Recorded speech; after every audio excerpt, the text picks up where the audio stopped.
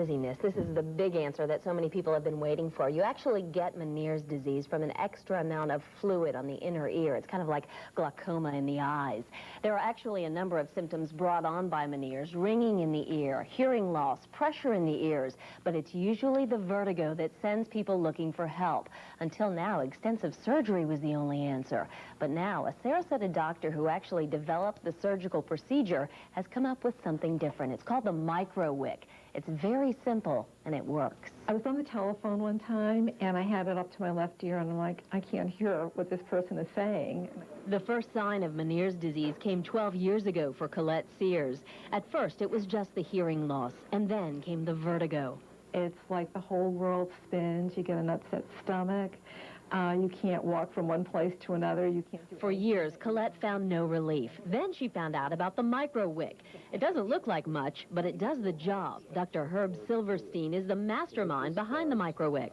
It allows the patient to put drops in their ear, and the fluid goes onto the wick and traverses down the wick to the inner ear, where it's absorbed.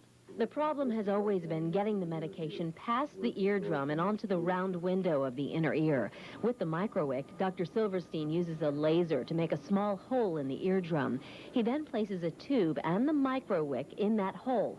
When drops of an antibiotic are put in the ear, the wick absorbs the medication and takes it to its target. It kills the balance cells of the inner ear. And you put it in a low concentration so that it destroys these balance cells without hurting the hearing cells. And that ends the dizziness. This won't hurt a bit. Colette had her Microwick put in 6 months ago. After 2 weeks of using the drops, the Microwick was removed and her symptoms were gone. I haven't had any attacks of vertigo. My hearing is improved.